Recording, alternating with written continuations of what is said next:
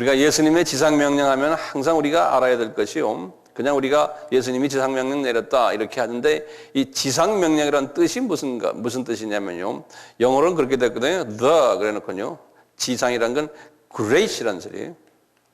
great, 아주 최고란 소리예요. 땅 지자가 아니고 이 지극한 지자죠. 지상. Great Commission. Commission이라는 건 하나님의 명령을 내렸다는 거예요. 일거리를 줬다 이런 뜻이거든요. The Great Commission of 예수님, Jesus Christ. 이것을 예수님의 지상명령이다. 또는 어떤 분들은 지상명령이라고 부르지 않고 지상위임이다. 위임 이렇게 말해요. 위임, 우리에게 job을 주셨다 이렇게 하라고. 그래서 commission이라는 말이 그런 말이에요. 위임인데 최고의 지상이에요. 최고의 명령을 내렸다. 그런 말이 예수님의 지상명령이다 그러는 거예요. 근데 이 지상명령은 하루아침에 그냥 갑자기 생각나셔서 주님이 명령 내리신 것이 아니고, 이미 하나님이 삼위 하나님께서 이것을 기획하시고 이것을 쫙 플래닝 하셨다가 그것이 때가 되니까 그런 말씀을 하신 거예요. 우리 알다시피 이제 아담이 죄를 딱 지은 후에 하나님께서, 삼위 하나님께서 인간 구원을 위한 회의를 하셨다. 제가 이렇게 말씀했죠. 그게 창세기 3장 뭡니까? 창세기 3장 15절이거든요. 이걸 우리가 여자의 후손으로 하나님의 아들인 성자 하나님이 오셔가지고 인류의 그 죄를 다 구속하실 것을 이미 창세기 3장 15절에서 말씀하셨다. 이건 너무나 우리 잘 아는 말 아닙니까? 이렇게 하시고는 예수님께서 이제 인간으로 성육신 하셔서 오실 터인데, 이 말씀을 하시고는 이게 이제 아담 때죠. 이 말씀 하시고는 2000년 계시다가, 딱 2000년, 이 말씀 계시고는 2000년 계시다가, 여기 이제 주전 약 4000년이거든요. 주전 BC 창세기 3장 15절이요. 그리고 주전 2000년에 2000년 계시다가 하나님께서 노아 홍수 위에 세 자녀인 셈과 함과 야벳이죠. 이 셈의 자녀로서 하나님이 한 사람이 나와서 그 셈의 자녀의 10대 손이 누구였던가요? 아브라함이죠. 아브라함을 통해서 그 아브라함의 후손으로 요 여자의 후손이 나오겠다는 거예요. 예수님께서. 그래서 하나님께서 아브라함에게 말씀하시기를 창세기 12장 2절과 3절 상단복과 하단복을 주신 거예요. 뭐라고 그러냐면, 아브라함아, 내가 네 자녀들, 상단에 유대인들의 내가 복을 줄 텐데, 네 자녀들 중에서 한 씨가 나오는데 그 씨가 예수 그리스도예요. 그 씨를 통해서 하단 만민이 나의 사랑을 받을 것이라는 거야. 그 구원의 복을 받을 것이라는 거예요. 그래서 이제 그 말씀을 통해서 그 아들이 나오는 장면이, 그러고는 2000년 후에 있다가 2000년 후에 있다가 이제 예수님께서 주전 4년에 예수님이 나타나신 거예요. 나타나셔서 예수님께서 3년 동안 33년을 사시는데 30년 동안 그냥 조용히 계시다가 이제 3년 동안 이분이 공생애를 하시면서, 다시 말하면 그냥 구체적으로 나타나셔서 이제 제자들 불러가지고 하시는 말씀이, 내가 이 아브라함에게 말씀하신 것을 이루러 내가 왔다 그러시는 거예요. 그러면서 구약에서 나오는 여호와 말했는데 그 여호와가 다 나다라고 말씀하시는 거예요. 예수님께서 제자들에게요. 그러면서 이제 3년 동안 제자들에게 이런 일 때문에 왔다는 것을 3년 동안 가르쳐 주시는 거예요. 그래서 내가 누구다. 이제 그 사복음서가 그거예요. 예수님이 내가 누구다. 내가 구약에서 나타난 여호와고 이 일을 위해서 내가 왔고, 목적은 뭐냐? 너희들에게 십자가에서 피를 흘리고 그 피값으로 너희들이 하나님의 자녀가 될 터인데 그걸 하러 내가 왔다. 그러는 거예요, 이분이. 그리고는 이제 그 일을 다 이루셨어요. 그 일을 이루시고는 십자가에서 이제 다 이 일을 치르시고는 부활하셨잖아요. 이분이 부활을 딱 하시고는 그 다음에 하시는 말씀이 요 40일 동안 부활하시고는 요 40일 부활하시고는 이 40일 동안 이분이 뭘 하셨냐면요. 40일 동안 이 지상명령을 5번을 내렸어요. 제자들에게.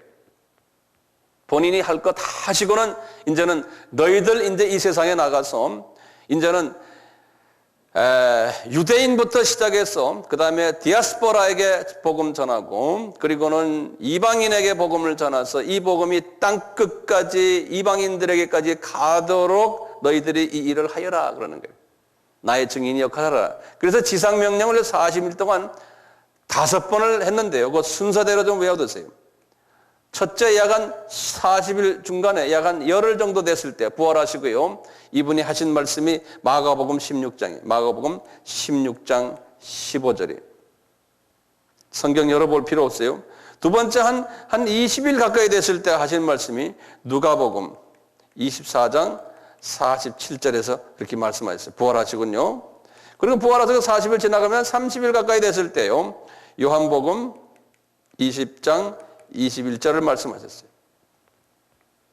그리고는 이분이 갈릴리로 올라가셔가지고 그 유명한 마태복음 28장 19절에서 20절을 말씀하셨어요. 이분이. 그 유명한 그러므로 너희들은 가서 모든 사람들을 제자로 삼아 말씀하는 거 있잖아요. 이 말씀은 약한 35일 정도 됐다고 생각하면 돼요. 그러다가 이제 40일째 되는 날 40일 되는 그날에 이제 승천하셨지 않습니까? 그때 40일째 되는 게 사도행전 1장 8절의 말씀이에요. 내가 너희에게 성령을 주노니 권능을 받아 예루살렘과 사마리아 땅, 온 유대와 사마리아 땅 끝까지 나가서 나의 증인이 되어라. 이렇게 하시건 승천에 올라가신 거예요, 이분이. 그래서 이분은 40일 동안 뭐 하셨냐면 이 40일 동안 최종 정리하는 거예요. 뭘 정리하시나? 아브라함에게 계약하셨던 사건. 아브라함에게 약속하셨던 그 약속, 여호와께서 아브라함에게 말씀하셨던 그 여호와가 예수님이었어요. 예수님이 아브라함에게 하셨던 말씀을 직접 인간으로 오셔서 다 이루시기 위해서 이제 이 말씀을 주신 거예요. 그러니까 우리는 예수님을 사랑한다, 예수님을 우리가 좋아한다는 것은 예수님이 부탁하신 이 지상 명령에 순종하는 사람이 예수님을 사랑하는 사람들이에요. 예수님을 사랑하는 사람들이. 자, 그렇기 때문에 우리 특히 한번 보시면요. 이 지상명령 중에서 지금 여기에 보면은 마태복음 28장 19절과 20절만 예수님이 갈릴리에 올라가셔서 말씀하셨고 나머지 4개는 다 유대 지방에서 말씀하셨어요. 예루살렘에서 이 말씀을 하셨어요. 그건 그렇게 큰 의미가 없지만요. 특히 우리 갈릴리에 가서 하신 말씀을 잠깐 한번 볼 필요가 있어요. 갈릴리에서 하신 말씀, 우리 마태복음 28장이죠. 마태복음 28장 19절에서 20절을 보시면, 특히 19절입니다. 19절 보시면, 이 문장이요. 그러므로 너희들은, 한번 우리 성경 잠깐 볼까요? 마태복음 28장.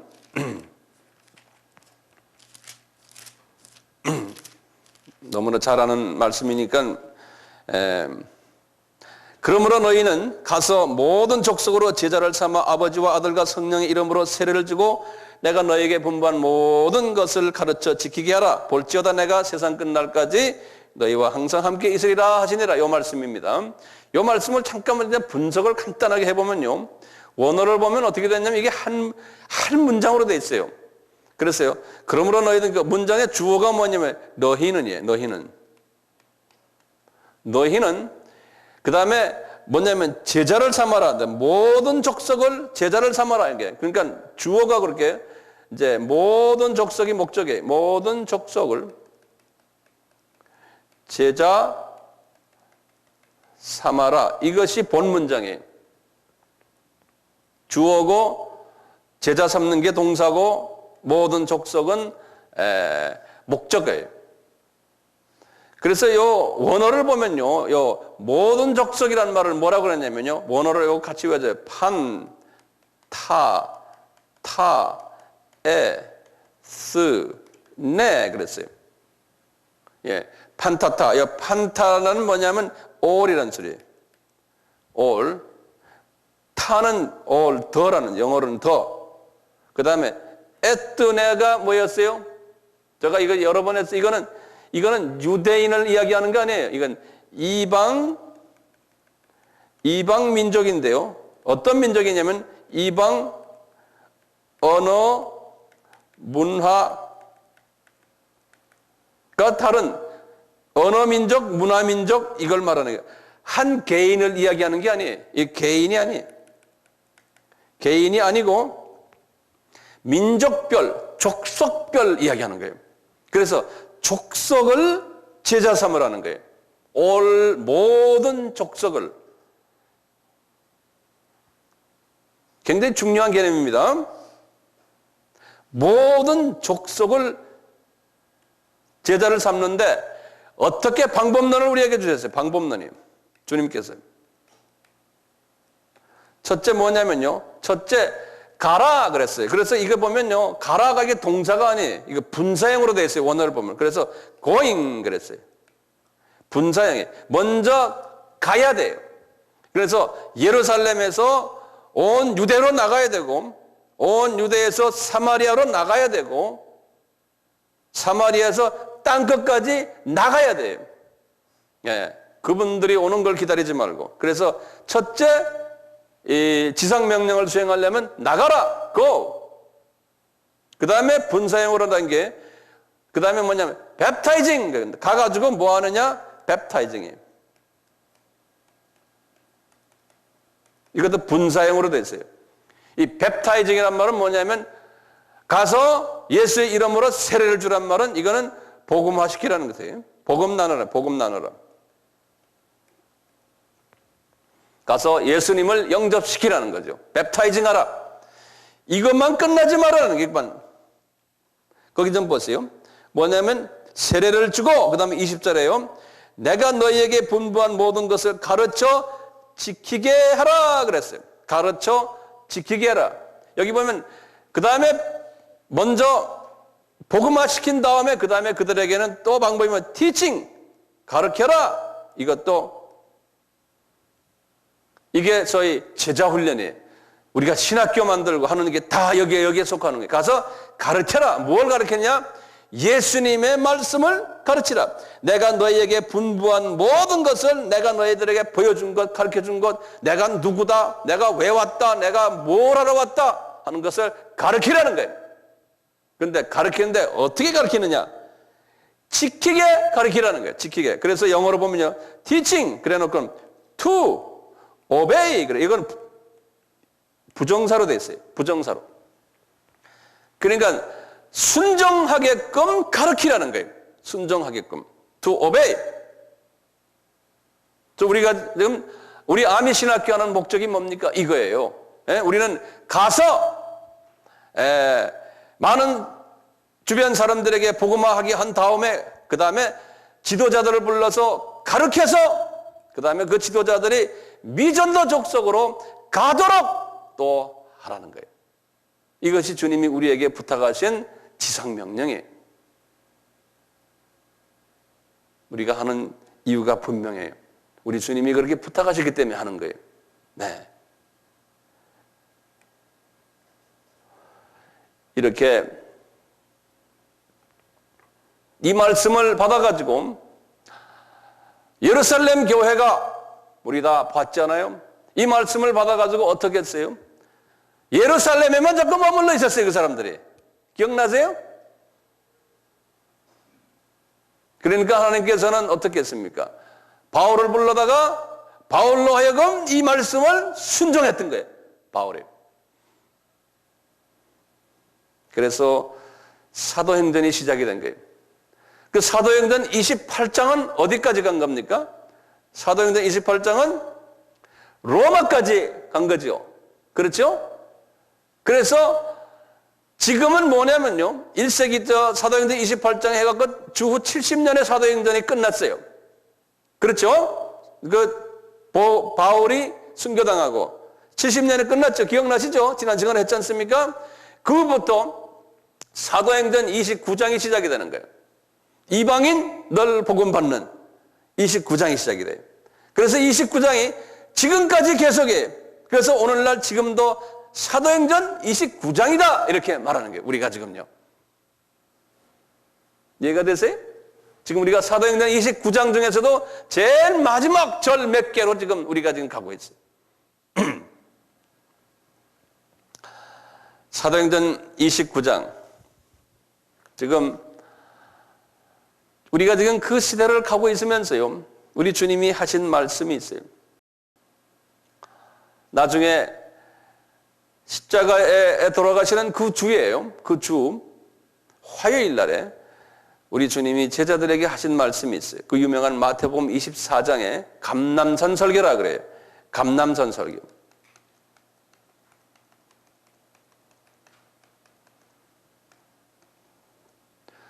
이게 마태복음 24장이에요. 24장 전체와 25장 전체. 특히 이 감람산 설교를 통해 가지고 우리 주님이 우리들에게 쭉 마지막 때에 예수님이 재림에 오실 때의 장면을 말씀하셨어요. 재림 오실 때의 징조가 뭐냐? 그 징조들은 여러 가지로 우리가 많이 들었어요. 우리가 다 알다시피 우리 한번 마태복음 24장을 한번 열어볼까요? 3절부터 봐요. 예수께서 감람산 위에 앉으셨을 때에 제자들의 종령이 와서 가로되 우리에게 이르셔서 어느 때 이런 일이 있겠사오며 또 주의 임하심과 세상 끝에는 무슨 징조가 있겠습니까? 라고 여쭤봤어요. 그러니까 예수님께서는 이 마지막 때의 징조를 설명하시기 위해서 제자들로 하여금 이런 질문을 하도록 유도하시는 거예요. 이게 우연히 그냥 이 질문하니까 주님이 대답한 성경을 그렇게 보시면 안 돼요. 하나님께서 우리에게 이 마지막 때의 징조를 말해주기 위해서 이렇게 제자들로 하여금 이런 질문을 하도록 하세요. 그래서 이제 주님이 이제 질문에 대답하시는 장면인데 우리 잘 알다시피 그 4절 5절 보세요. 예수께서 대답하여 가라사대 너희가 제일 먼저 일어나는 것이 뭐냐? 세상에 사람들의 미혹을 받지 않도록 주의하라. 많은 사람이 내 이름으로 와서 이르되 나는 그리스도로 하여 많은 사람을 미혹해 하겠다. 그러면 23절부터 보시면 그때 사람이 너희에게 말하되 보라 그리스도가 여기 있다 혹 저기 있다 하여도 믿지 말라. 거짓 그리스도들과 거짓 선지자들이 일어나서 큰 표적과 기사를 보이어 할 수만 있다면 택하신 하나님의 자녀들까지도 다 미혹한다는 거예요. 그래서 죽음이 그곳에 있기 때문에 죽음에 있는 곳에는 독수리들이 모인다는 거예요. 이런 일들이 먼저 일어나겠다는 거예요. 우리 다 이야기했지 않습니까? 마지막 때 징조 중에 제일 먼저 일어나는 게 뭡니까? 첫째, 그러니까 이걸 종교다원주의, 제가 말씀드렸죠. 이 종교다원주의가 일어난다는 거예요. 모든 종교는 다 같다. 기독교만이 구원이 있는 것이 아니고 어느 종교나 다 같고 누구나 다 나중에 궁극적으로 구원받는 데 들어온다라고 믿는, 지금 오늘날 기독교의 약 한 80%가 그런 사상을 가지고 있어요. 이런 일들이 일어날 것을 2000년 전에 우리 예수님께서 제일 먼저 말씀하신 거예요. 이제 마지막 때가 되면 마귀가 교회를 공격할 터인데 우리 주님이 아시는 게 마귀가 어떻게 공격하는지 아느냐? 신학교를 공격하고 목사들을 공격하고 신학자들을 공격을 해서 예수님의 유일성인 복음으로서의 피의 유일성을 희미하게 만들고 변질시키는 일을 할 것이라는 거예요. 그러면서 종교인이라고 보지만 알고 보면 그 종교인이 가짜 종교인이라는 거예요. 그런 거짓 선지자들이 많이 나와서 심지어는 구원을 이미 받은 구원으로 예정된 하나님의 자녀들까지 미혹을 시켜서 구원을 무효화시키는 일들이 일어나겠다는 거예요. 주님이 하시는 말씀. 거기에 죽음이 있기 때문에 독수리들이 많이 모인다는 거예요.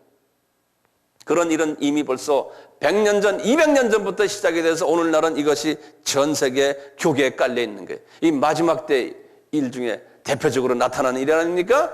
네. 이런 일이 지금 일어나고 있는 거예요. 그러니까 우리 주님께서는 너희들 그런 일이 있을 때 이방인의 추수가 거의 가까이 왔다는 것을 주님이 우리에게 시사해 주는 거예요. 네. 아브라함과의 계약이 어느 정도 끝내가고 있다는 것을 시사해 주는 거예요. 그러면서 주님이 보세요. 그 다음부터 이 다음부터 일어나는 일들이 뭐냐? 6절부터 보면 난리와 난리 소문을 듣겠으나 너희는 삼가 두려워 말라. 이런 일이 있어야 되리라 그런 거예요. 영어로는 must. 지금 우리가 세계 평화를 위해서 뭐 이렇게 기도합시다 그러면 이것을 하나님이 제해 주겠지? 아니에요. 그런 일들은 있어야 한다는 거예요. 있어야. 왜냐하면 우리 주님이 보시기에 마귀는 자기 때가 가까워졌기 때문에 이런 일들을 꼭 하면서 하나님께 대항할 거라는 거예요. 마지막 때. 그러니까 이런 일들이 꼭 일어난다는 거예요. 꼭 일어난다는 거예요. 예수님의 말씀이거든요. 영어로는 그랬어요. must. 네. 그 다음에 보세요. 7절에 다시 말해 민족의 전쟁이에요. 민족이 민족을, 나라가 나라를, 이 민족은 뭐냐? 언어 민족끼리 서로, 민족이 다른, 문화가 다른, 언어가 다른 족속들이 서로 싸움을 하고, 나라가 나라는 건 이건 뭐냐면 정치적인 이유에 공산당과 비공산당, 이렇게 정치 같은, 우리 민족은 민족이 같잖아요. 그런데 정치적인 나라와 나라끼리 싸움하는 거예요. 정치적인 이유 때문에. 이런 일들이 일어나서 여기 첫초에 이런 일들이 일어나고, 그 다음에 첫초에 기근이 일어나고 지진이 일어나고, 여기에 대해서는 내가 언제는 자세한 데이터를 드리겠지만 오늘은 그런 일이 아니에요. 그 대강만 보세요. 지금 이런 일들이 막 일어나고 있지 않습니까? 그러면서 하시는 말씀이 8절에 이런 일들이 일어나는 것은 이 모든 것이 재난의 시작이라 그랬어요. 네, 이 재난의 시작이란 말은 한국말로는 그렇게 해놨는데 영어로는 이거 아주 클리어하게 해놨어요. 뭐냐면 It's merely the beginning of birth pang. birth pang이라는 소리 얘기해. birth란 건 여자들 아기 가지잖아요. pang이란 건 이게 뭐냐면 아기 가졌을 때 막 그냥 아기가 나오려고 막 고통당하는 걸 뭐라고 그러죠? 그 우리나라 말 있죠? 예? 진통. 네, 그거예요. 진통.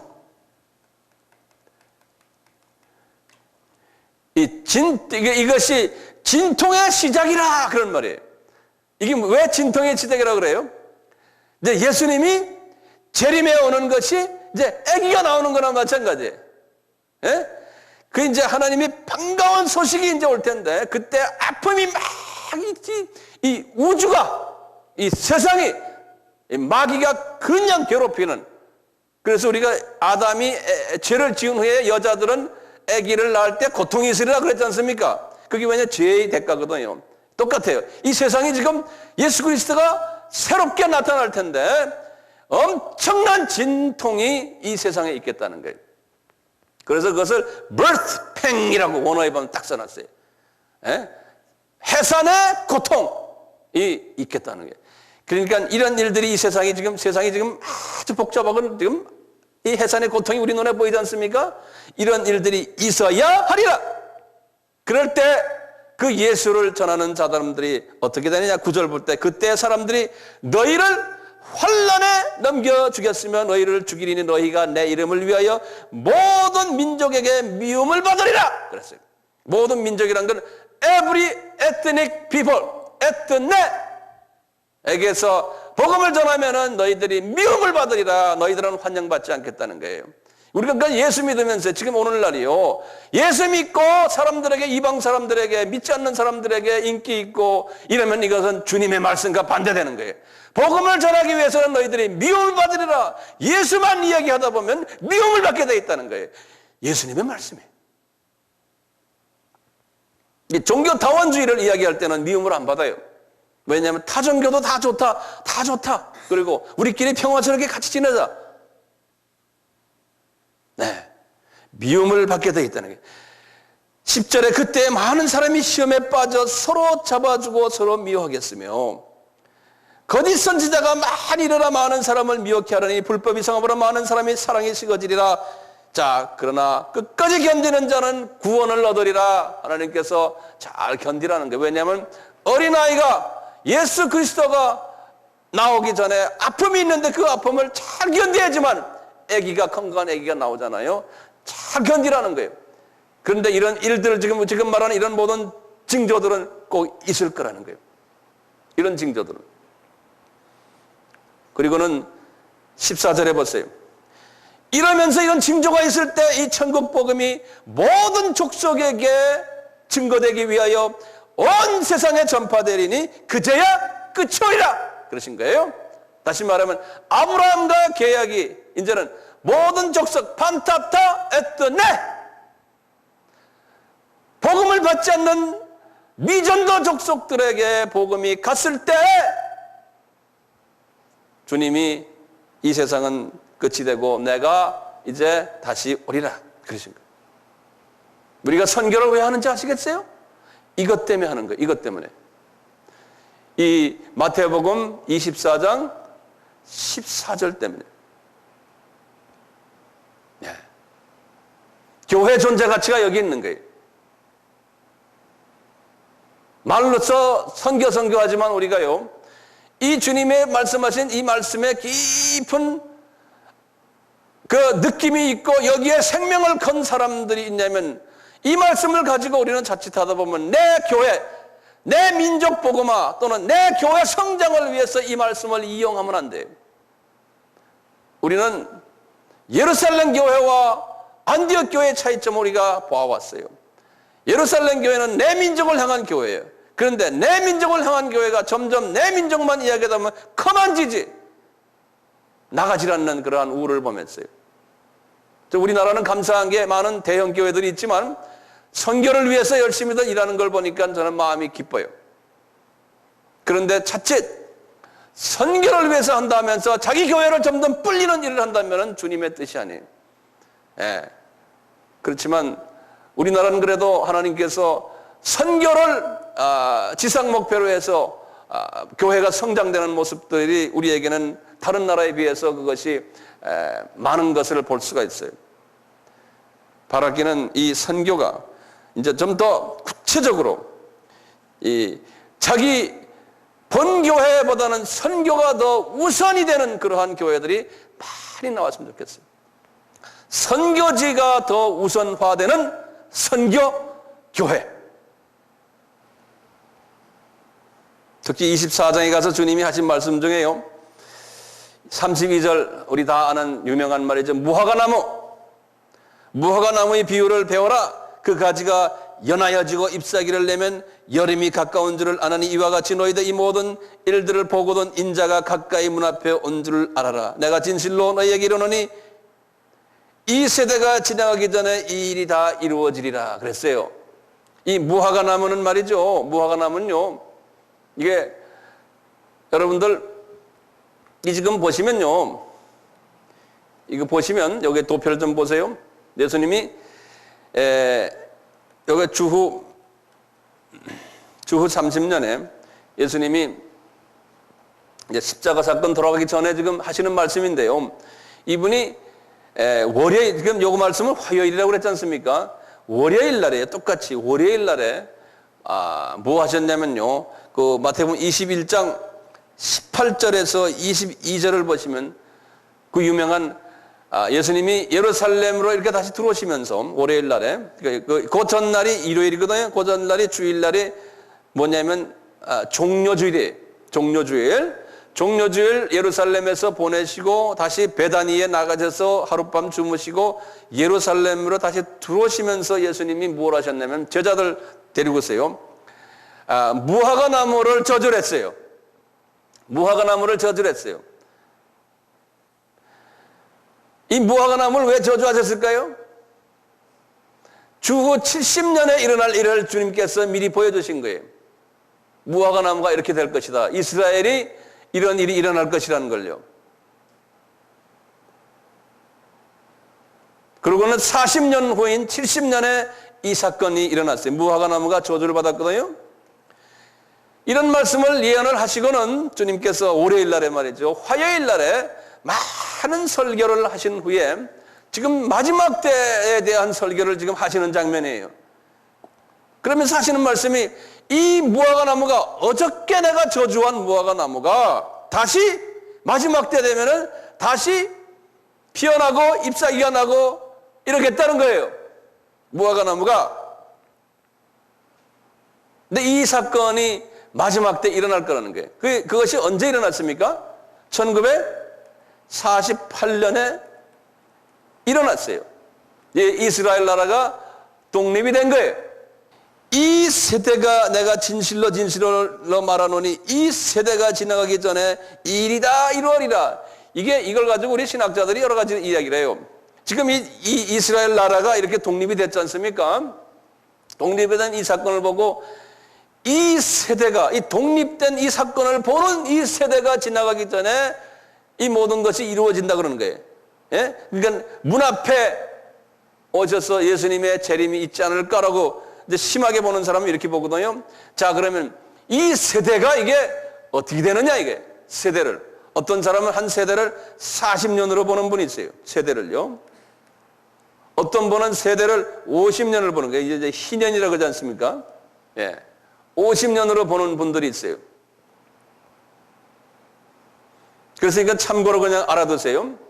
자, 그러면 이스라엘 나라가요, 우선 여기 보면 무화과 나무가 지금 가지가 연하여지고 잎사귀를 내면 여름이 가까운 줄을 아나니 그랬어요. 그쵸? 우선 무화과 나무는 이스라엘 민족을, 이스라엘 나라를 이야기하거든요. 이스라엘 나라를요. 근데 여기에 보면요, 누가복음 21장 29절에 보시면요, 한번 보세요. 누가복음 21장 29절 33절 잠깐 비교를 해보세요. 누가는 어떻게 썼나요? 누가복음 21장 29절에서 33절이에요. 21장 29절에서 33절을 보시면 누가가 더 자세하게 썼어요. 어떻게 썼냐면 이의 비유로 이르시되 무화과 나무와 모든 나무를 보라 그랬어요. 여기 보면 마태복음에는 모든 나무란 말이 빼졌어요. 그런데 누가복음에는 모든 나무가 거기 써놨어요. 싹이 나면 너희가 보고 여름이 난 줄을 다행히 아나니 이와 같이 너희가 이런 일이 나거든 보거든 하나님의 나라가 가까운 줄을 알라. 내가 진실로 너희에게 이르노니 이 세대가 지나가기 전에 모든 일이 다 이루리라. 이 말씀인데 여기서 지금 보는 건 모든 나라예요. 자, 이거 보세요. 이게 모든 나라라는 말이 뭔지 아시죠? 이스라엘 나라만이 아니고, 예? 모든 나무라고 그랬잖아요. 그래서 이스라엘 나라만이 아니고 모든 세계의 다른 나라들도 잎사귀를 낸다는 거예요. 다시요. 이게 무슨 말이냐면요. 여러분들 좀 이거 보세요. 우리가 전 세계가요. 아까 우리가 1517년이 뭐였어요? 여기 종교개혁이 있었죠. 종교개혁 1590년이 있었지 않습니까? 590년에서 이 종교개혁까지는 무슨 시대라고 그랬어요? 중세시대라고 그랬죠. 중세시대요. 그러면서 이 중세가 끝나면서 이 소위 제국주의들이 나타났어요. 다시 말하면 세력 있는 나라들이 나타나가지고요. 유럽에요. 조그마한 나라들을, 아프리카에 있는 모든 나라들, 중남미에 있는 모든 나라들을 전부, 아시아에 있는 모든 나라들을 전부 뭐 했어요? 식민지화를 시켰어요. 예. 그러니까 소수의 나라들이, 소수의 세력 있는 큰 나라들이 식민지화를 시킨 것이 언제까지냐면 2차 전쟁 끝나는 1945년까지.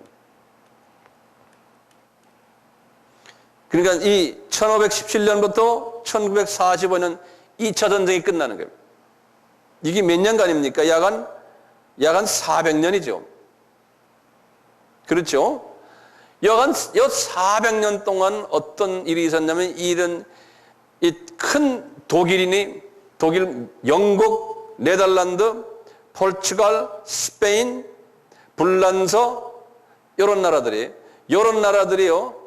독일은 많지 않았어요. 요런 한 5 나라들이 전 세계를 다 지고 있었어요. 다 자기네 땅이었어요. 그래서 이것은 무슨 주의라고 그래요? 식민주의, 식민시대. 식민주의 시대. 이게 영어로는 colonialism, colonial period 그래요. colonial period.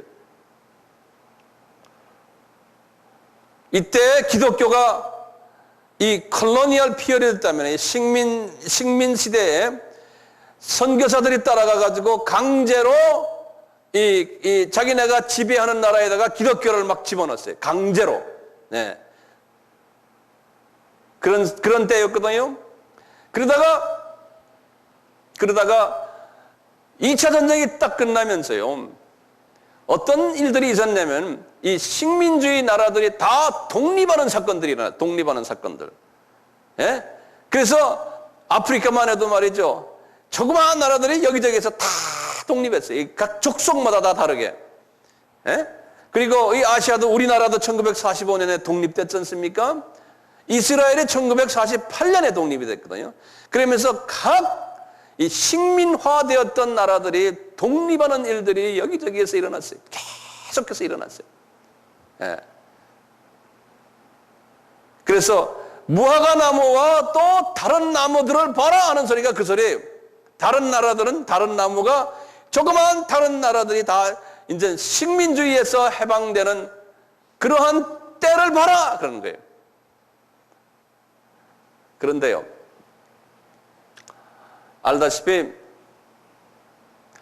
우리나라는 1945년이고 이스라엘은 1948년이고요. 또 많은 나라들이 계속해서 독립이 되는데, 요 근래 와서 마지막 독립된 나라들이 있어요. 홍콩이 영국에서 독립된 게 1900 몇 년입니까? 97년이죠. 홍콩이요. 그 다음에 2000년인가요? 저 정확하게 내가 정확히 모르겠는데 2000년 그때 마카오가 포르투갈에 의해서 독립이 됐어요. 그러니까 그 이제 세계의 그 신문들이 또는 전문가들이 하는 소리가, 이 마카오가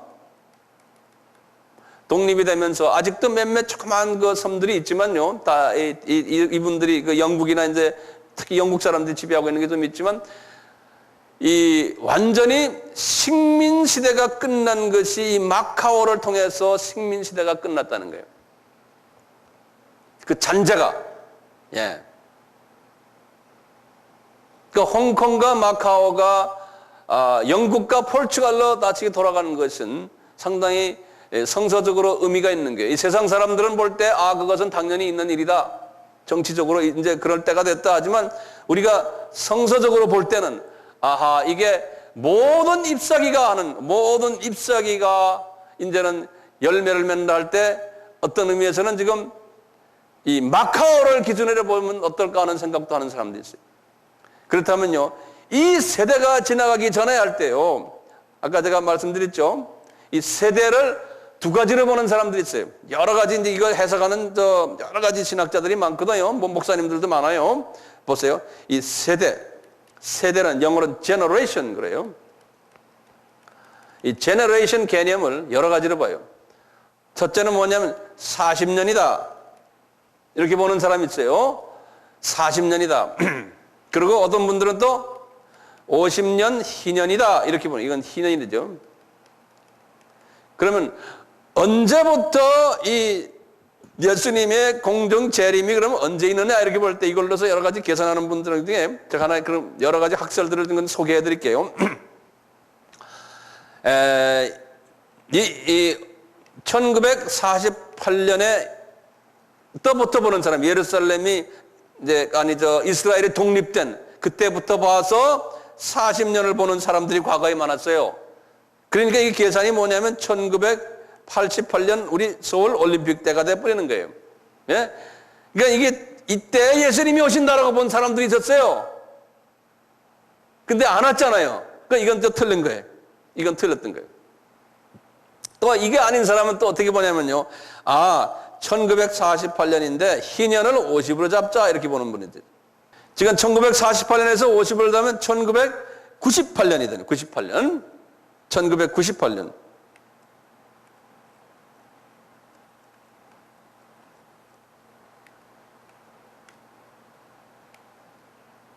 (1998년)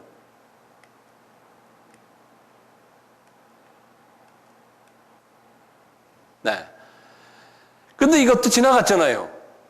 그러니까 또 이 사람들이 어떻게 생각하냐면요, 이스라엘 나라가 독립된 건 이거지만 그거 가지고 되는 게 아니고, 이스라엘 사람들이 예루살렘을 점령했을 때가 기점으로 돼야 된다는, 예루살렘 점령.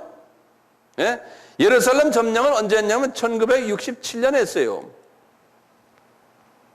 1967년에 예루살렘을 탈환했거든요. 6.1 전쟁 때. 이때부터 따지자 하는 사람들이 있었대요. 그러다 보니까 이때부터 그러면 40년을 따지면 어떻게 되느냐? 7, 그 다음에 뭐예요? 2007년을 보는 사람이 또 있어요, 또. 이때부터 따져서요. 그러니까 지금 2004년이에요? 3년이에요? 2004년이에요, 지금. 그러니까 곧 오신다라고 보는. 왜냐하면 주님이 이 세대가 지나가기 전에, 그러니까 이런 것을 보고 있는 세대가 지나가기 전에 예수님이 오신다라고 보는 거예요. 자, 이렇게 보는 사람도 있냐면 또요. 1967년을 중심으로 해서 50년을 보는 사람들이 있었대요. 그러니까 7, 그 다음에 뭡니까? 1, 2017년경에 오지 않으실까라고 보는 사람들도 또 없잖아, 또 있어요. 또 심하게 보는 사람은 아까 맞지? 마카오가 지금 어떻게 됩니까? 마카오가. 아까 2000년에 식민시대가 끝났잖아요. 마카오가 독립됐잖아요. 그러니까 여기다가 40을 대는 2040년으로도 보는 분이 있고, 이걸 50으로 잡으면 2050년으로 보는 사람들도 있고, 이제 보는 견해가 다 달라요. 예.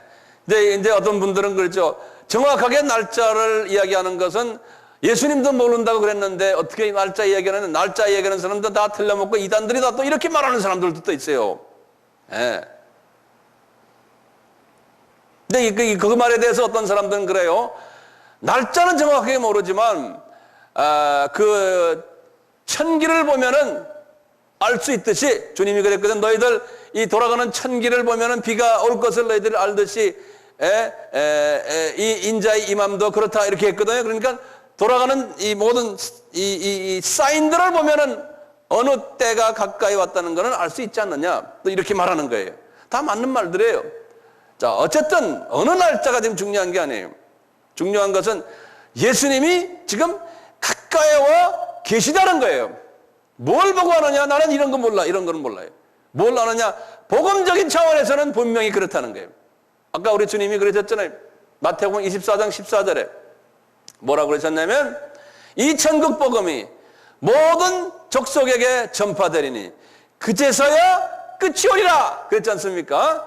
그러니까 지금 이 이스라엘과 관계 속에서 일어나는 일마도 분명히 주님의 재림이 가까이 온 것만 사실이에요. 뭐 수백 년 후에 오시거나 또는 뭐 1000년 후에 오시거나 그렇지는 않은 것 같아요. 예, 상당히 가까이 와 계신 것만은 사실인데, 우리 선교하는 사람들의 입장에서는 이런 건 좋다, 가까이 오신 건 사실이지만 우리는 선교적인 측면에서 보자는 거예요. 선교적인 측면에서 우리는 보자는 거예요. 그래서 선교적인 측면에서 마태복음 24장 14절입니다. 선교적인 측면에서 볼 때 모든 족속할 때요. 지금 현재 두 가지 학설이 있어요. 족속이 몇 개냐? 그럴 때 어떤 사람들은 족속의 숫자가요, 언어 족속이 12,000개로 보는 분들도 계세요. 또는 어떤 분들은 더 세미하게 24,000으로 보는 분들, 족속의 숫자가요. 24,000 또는 12,000으로 보는. 저는 12,000 쪽으로 저는 가고 싶어요. 현재 미전도 족속이요, 지금 대부분의 이 아프리카 나라를 보면요, 아프리카는 이 족속들이 많지만 아프리카는 이슬람 계통 그 족속들 빼놓고는요 거의 다가 복음화가 됐어요. 이 복음화 됐다는 소리는 뭐냐면, 복음에 대해서 한 번 더 들어본 사람들, 또는 십자가가 있거나 또는 선교사가 들어갔거나 이런 걸 우리가 복음화됐다고 그래요. 예.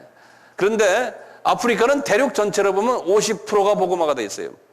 기독교가 제일 아주 번창하는 대륙이 아프리카예요.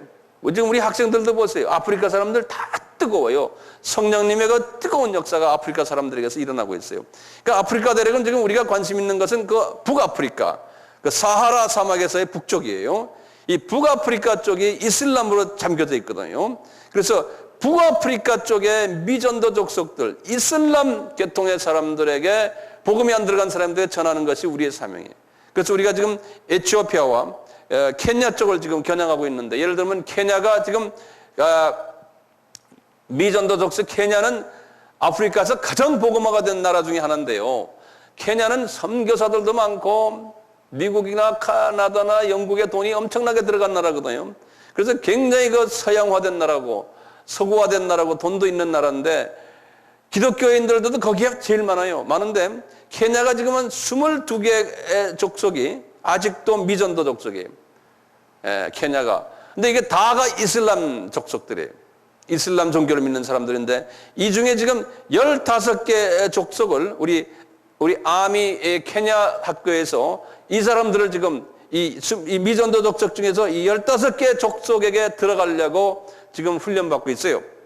근데 이 15개 족속 중에서 이제 우리가 이제 언젠가는 이 15개 족속을 우리 아미 칼레지에서 들어가서 이제 복음화 시키려고 지금 훈련받고 있어요. 에티오피아도 하나의 비슷한 예지만요. 자, 아프리카는 어느 정도 복음화가 됐어요. 이런 소수만 빼놓고요. 이제 문제는 남미도 마찬가지. 남미도 카톨릭을 통해서 십자가 구경 다 했고요. 거의 남미도 거의 다 복음화 다 됐어요. 아시아에 비하면요. 아시아가 지금 문제인데, 아시아는 우리 보다시피요, 제일 족속이 많은 게 어디냐면 지금 중국이에요. 중국이 지금 족속이 1,200개 정도로 보고 있어요. 예, 중국의 그 족속도요. 하지만 중국 사람들은 그러죠. 자기네가 55개, 56개 소수민족이 있다. 그렇게 하지만 알고 보면 그 소수민족 그것만이 아니에요. 마귀는 그걸 숨겨놓고 있어요. 아니다. 55개가 아니고 56개가 아니고 1200개다. 라고 보고 있는 거예요.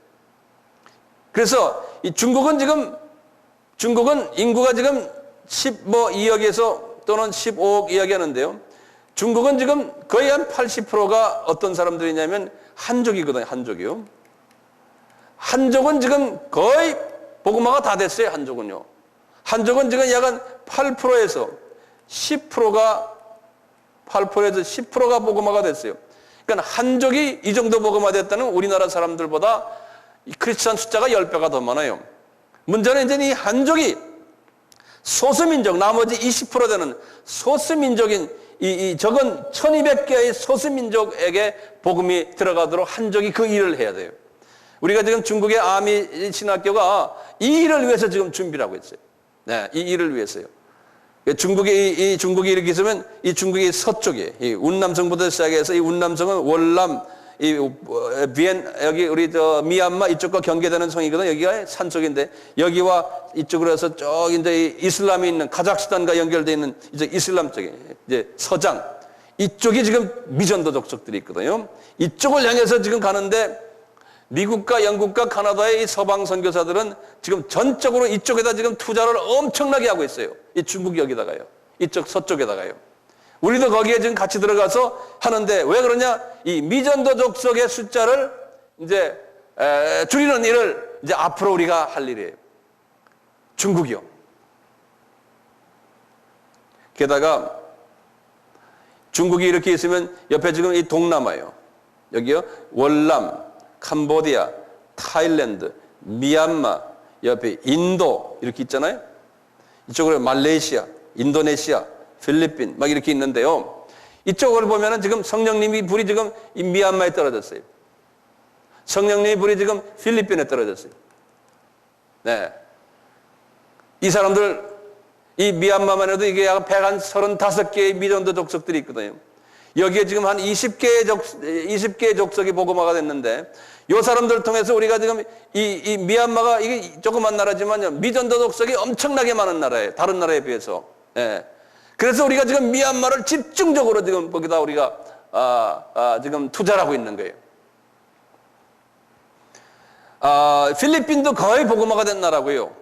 필리핀도요. 인도네시아가 지금 문제 중에 하나고요. 그 다음에 인도가 제일 커요. 인도가 아까 말한 대로 중국이 아까 1,200개 된다고 그랬잖아요. 인도도 지금 한 1,200개, 1,300개 이렇게 이야기하는 분들이 있거든요. 12,000개를 중심으로 했을 때. 인도는 전체 인구가 지금 약 한 10억이 되는데 인도가요. 10억 중에 저희 자유주의 카톨릭까지 합해서 기독교 인구가 3%예요. 근데 복음주의 우리 같이 믿는 사람들은 1%밖에 안 돼요. 인도는. 그러니까 인도가 지금 중국보다 훨씬 중국은 8%라고 그랬거든요. 근데 인도는 아직도 미전도 족속으로 깔려 있는 나라예요. 그래서 이제 앞으로 이제 중국은 중국 지도자들을 통해서 중국에 있는 한족 교회들을 통해서 서쪽으로 밀어 가도록 하는 자체에서 밀고 가는 그 일만 중국이 지금 담당하면 이제 이 중국 복음화, 중국과 이 주변국의 봉구만 되고요. 이제 앞으로는 인도와 이 동남아 지역에. 근데 인도와 중국이 동남아를 지배하고 있어요, 이분들이. 모든 화교들도 그렇고 경제적으로, 문화적으로. 그렇기 때문에 우리는 요 인도를 통해서 이제 집중적으로 이 일을 할 때가 왔어요. 인도를 통해서요. 인도와 위에 있는 파키스탄, 방글라데시, 네팔, 우리가 지금 네팔도 하고 있지 않습니까? 그 위에 지금 모든 이쪽 지역들을 복음화를 지금 해야 돼요. 그런데 이 일은 아마 지금 급속도로 지금 이루어지고 있기 때문에요. 이 일은 지금 뭐 시간 문제예요. 예. 급속도로 지금 이루어지고 있거든요. 이 일을 위해서 하나님께서는 이미요. 1974년에 빌리 그레암 목사님을 통해 가지고 스위스의 로잔이라는 데서요. 이 세계 선교를 위해서 로잔 대회를 열었어요. 전 세계에 저희 복음주의 기독교인 지도자들이 다 모여가지고 우리가 이 남은 이 세대 주님의 재림이 가까운데 그 당시만 해도 그랬어요.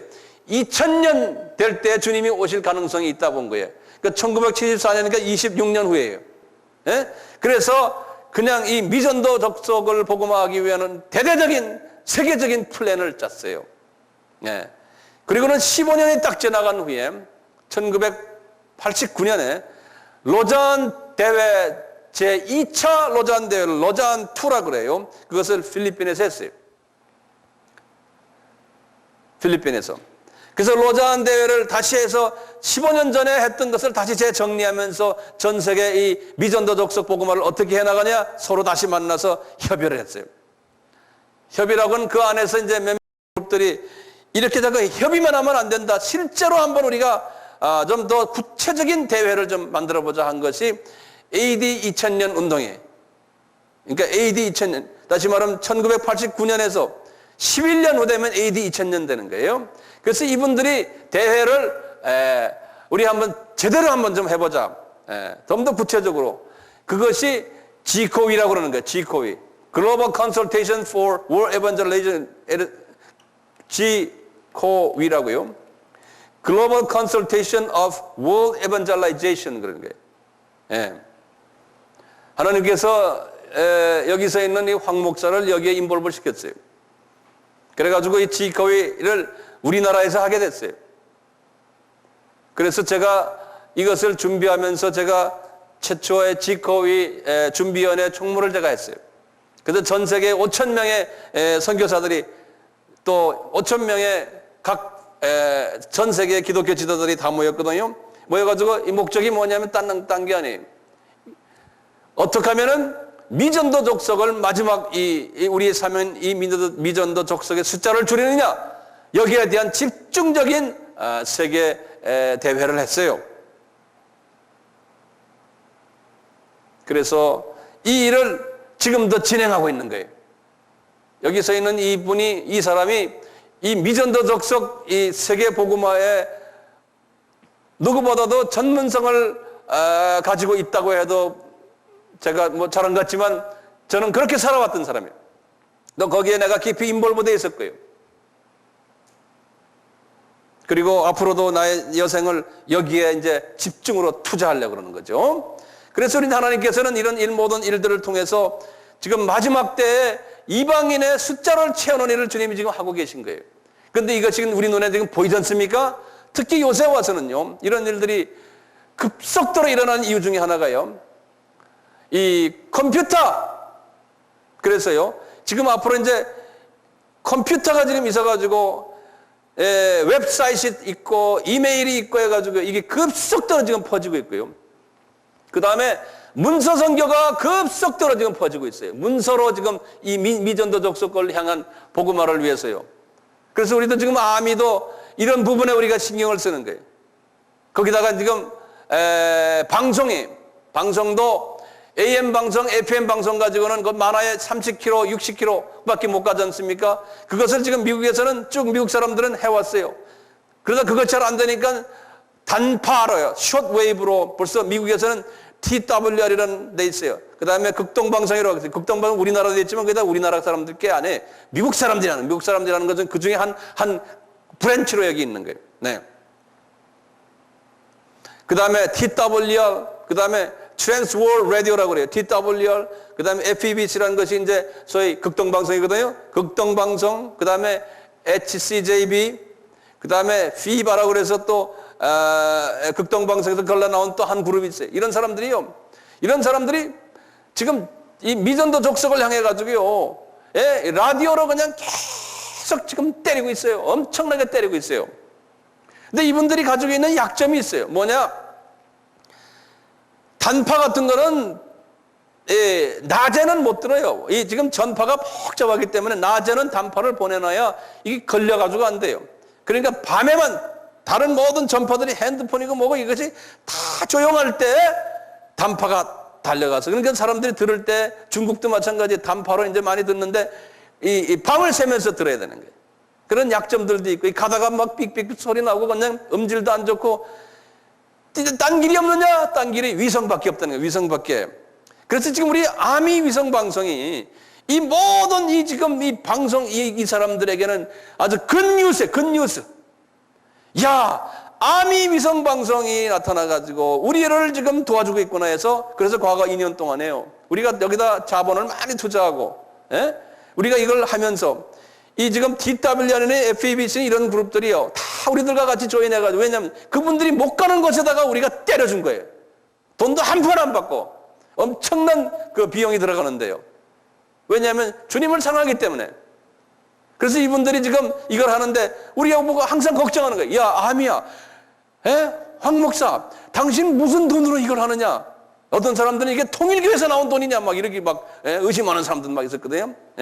그렇지만 하여튼 하다가 너무나 돈이 많이 들어가서 잠깐 우리가 열중시한 거예요, 지금요. 그러다가 이제 또 시작을 해야 돼요. 왜 합니까? 미전도 족속들에게 복음화시키는 일을 우리가 하자는 게 아니에요. 지금 하고 있는 모든 하나님의 사람들과 동력을 해가지고 우리가 도와주면서 같이 한 마음이 돼가지고 이 일을 하는데 하나님이 우리에게는 아시아 전역, 미전도 족속이 가장 많은 아시아 전역을 전체를 공중에서 때릴 수 있는 그 기회를 주신 거예요. 우리에게. 그러니까 우리의 사명이 큰 거예요. 이 일을 지금 해야 되고 하나님이 또 이루실 거라는 거예요. 그래서 그 비전을 주님이 나에게 주셨기 때문에 저는 이걸 향해서 지금 달려가는 거예요. 여러분들은 지금 거기에 동력하는 하나의 동반자들이고 동력자들인 거예요. 왜냐하면 이것이 이루어져야지만 그제서야 세상 끝이 오리라. 주님이 재림에 오시겠다고 그랬으니까요. 우리는 지금 교회의 존재 목적이 그거고 우리가 지금 마지막 때에 불림을 받아 주님 앞에 이렇게 나온 우리 하나님의 자녀들의 존재 목적이 이 지상 명령을 이루기 위해서 주님이 우리를 부르신 거예요. 내 교회 커지고 내가 이름 나고 내가 뭐 어떻게 되고 내가 나를 위해서 있는 게 아니고 내 교회나 내 교단을 위해서 우리가 존재하는 게 아니지 않습니까? 잘 듣다 보면 그것이 다 우상이 돼버리는 거예요. 우상. 주님이 우리에게 요구하시는 복음을 듣지 않는 저 이방 족속들에게 복음을 전해라. 사도 바울에게 주셨던 그 비전, 그것이 우리에게 그대로 와서 우리가 변질되지 않고 주님만 쳐다보며 주님의 뜻만을 우리가 항상 묵상하며 그걸 향해서 서로 한 마음이 돼서 달려가야 되는 게 우리의 사명인 거예요. 주 안에서 우리가 왜 지금 살고 있는지를 다시 한번 재확인하시고 우리가 왜 주님을 섬기는지 다시 한번 재확인하시고 우리는 선교를 위해서 이방 민족 복음화를 위해서 판타타 에트나를 위해서 우리는 불림을 받았다는 사실을 다시 한번 확인하시면서 우리가 하나가 되어 이 일을 같이 합시다. 아멘.